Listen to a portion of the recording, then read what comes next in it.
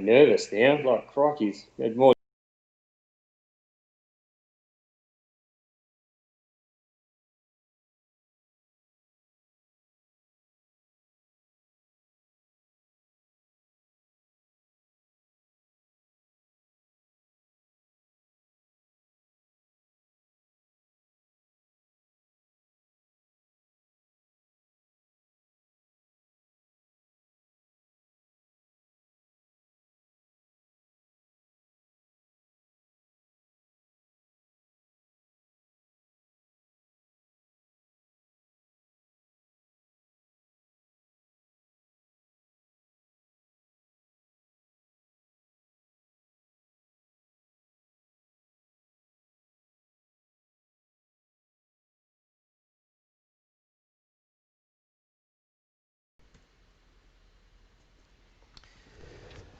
Welcome back again, and this time I have the greatest pleasure to be joined by Rod Keogh. Rod and Simone run EP Cruises in Fowler's Bay in the Eyre Peninsula, just between the Eyre Peninsula and Nullabor. And Rod and I are here today to talk to you all about right whales. Rod, welcome. G'day, Simon. How you going? Very well. So, by way of introduction, Rod, tell us a little bit about your background and what did your work, what do you do, and where did it all start?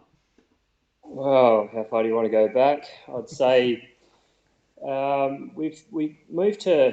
We've been in and out of marine mammals for quite a while. I have for quite a while with my parents, which own Bed Bay charters. Um, my background is a commercial saturation diver, so I've always had a affinity with ocean and anything to do with it. So I was working in Russia at the time. We found Fowler's Bay, and when we kind of found Fowler's, my wife came across. Saw that there was whales sitting out the front. This was in 2008, and yeah, we've kind of never looked back. We bought the house, bought a boat, put a boat there, and yeah, we've been studying and living with the whales ever since then. When you say you found Fowler's Bay and you were in Russia, so you were looking for somewhere remote, and tell me how that happened and what the reaction when you also said you were just arrived and there were all these whales. I mean, what that must have been quite a moment. Well, we were looking at, my wife and I, or girlfriend at the time, were looking at developing coastal land, putting eco chalets or accommodation there and in remote places that gives people a really good take on what life used to be and how it should be lived. Originally, a block down near Hazzy, actually, we put an offer on, but we weren't able to build there. So, on the good side of that was, good for Hazzy, but also we found Fowlers, and when we found Fowlers, it was on the far out, the furthest away from civilization is what you could have got. And with that kind of raw nature, natural lifestyle, you have some amazing experiences with birds, marine mammals, and all that kind of stuff. And when we got there, or when I flew back in from Russia, I was a bit hungover, as so to speak, because it was a big flight from the Sakhalin Islands. But as we woke up the following morning, there was three southern right whales sitting right out the front of the house. And not only did it make us want to move to the area, but it gave us inspiration to start the whale watching business. You mentioned Hassie at the moment. We interviewed Hassie the other day. He runs Explore Air, and you guys obviously work closely together. I'm just showing a bit of video now. This is at Head of Bight, which is not too far away from where you work. But tell us a little bit about what you know about the whales that visit this area. Well, over the last 12 years of watching the whales, we've seen a massive increase in population, um, but also the changes are big as well. Most of the whales back then were mostly out at Head of Bight, and we would only get two or three whales a season, and maybe only one of those would calve in the bay. Um, we've found that over the last few years well, not the last few years, the last 5 or 6 years, the whales are starting to change habitat. So they're starting to search for new places. They're searching for places like Fowler's. It's a massive bay. It's flat, calm. It's got all the right water movement and temperature for the whales to calve. So we've gone from two calves a year, anywhere up to 16 to 22 calves a year. With that, you've got numbers of up to 67 southern rights sitting in Fowlers, not only nearly a kilometre away from the jetty, so quite tight in the bay where people can see them, like that photo. And so on a good season, up to 70 whales now. So they're really settled. Our seasons are getting longer. We're starting earlier, and they're going right through to nearly October now as well. So it's amazing. It's amazing to see the difference. So you're talking about, just to recap, you're talking about the recovery of a species that was whaled almost to extinction over a lot of Australia, which just managed to survive in enough numbers in the Great Australian Bight.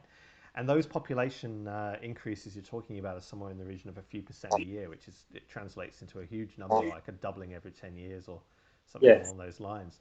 I was talking to Simone, your wife, a few weeks ago, and she was telling me, I thought it was quite quaint, that she said, well, when people go whale watching off the east coast, they're usually on a big boat with 100 people, and they're watching one whale. It's quite a different experience, isn't it, when you take people out? Yeah, well, look, we leave the jetty, and by the time we do our safety speech, we're within 5 minutes. We're sitting with whales, and it becomes quite difficult to navigate the waters now, and that's where Jews kind of have helped us out with our permitting and all that kind of stuff, because whales literally pop up everywhere. And in a 2.5 hour whale watching tour, we don't sit for more than 30 minutes with any group, but we see up to 60 whales in one tour. And sometimes we've taken one person out because we don't have a minimum number. If somebody's travelled 1,000 kilometres to see us and see a whale, well, we're not going to turn around and go, "Oh, sorry, you can't come tomorrow." We take them out. So we've had some of our best whale watching experiences have been with one person on the boat. That's extraordinary. So I mean, so you're actually almost getting to that point where you could say the whales are watching the people. I don't think it can always be said, but that sounds almost like that situation. Just before we jumped on here, we were actually, I think it'd be interesting to get your perspective on this. We were talking about the impacts of boats on whales, and obviously this is something we take very seriously. We are effectively positioning ourselves in this case in the middle of a breeding area, so we have to be very cautious. How do you see? What do you do basically to manage that, and how do you see that working to sort of maintain and protect those populations? It's an interesting, it's never easy. We're consistently watching, and not only am I only watching from the boat, I spend pretty much 6 hours every day that the whales are in the boat watching and trying to understand behaviour. So I specialise, I'm not a scientist by any means, but I specialise in watching their behaviours and become a good operator without any impacts or reduced impacts on whales through the bays. You've got to read the signs of what the whales are doing right there and then.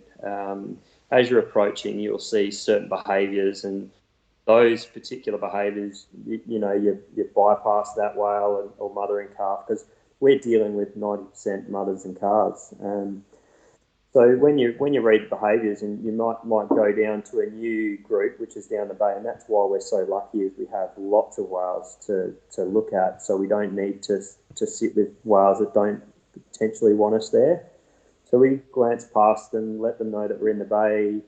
We move further down the bay. We sit with whales that are forgiving with the boat and maybe want some interaction, because they do.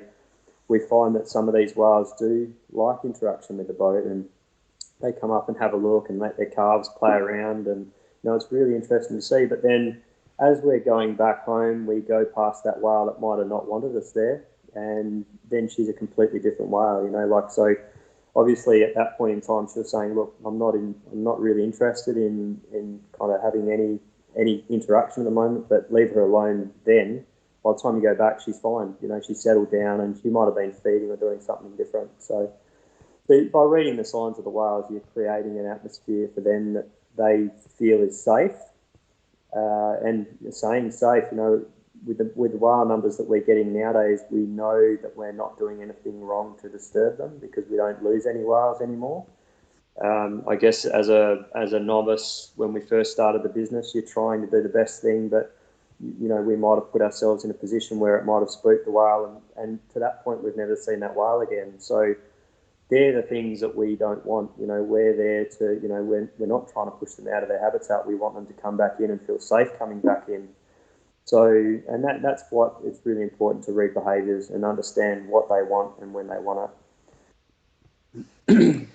That's really good to know. And you mentioned earlier that there is obviously the whales have become more accustomed to the boat. I mean, these are incredibly complex, big-brained animals. We're becoming increasingly accustomed with cetaceans that they have cultures, societies, language, everything else. I mean, they are very capable of knowing to learn that you're not a threat.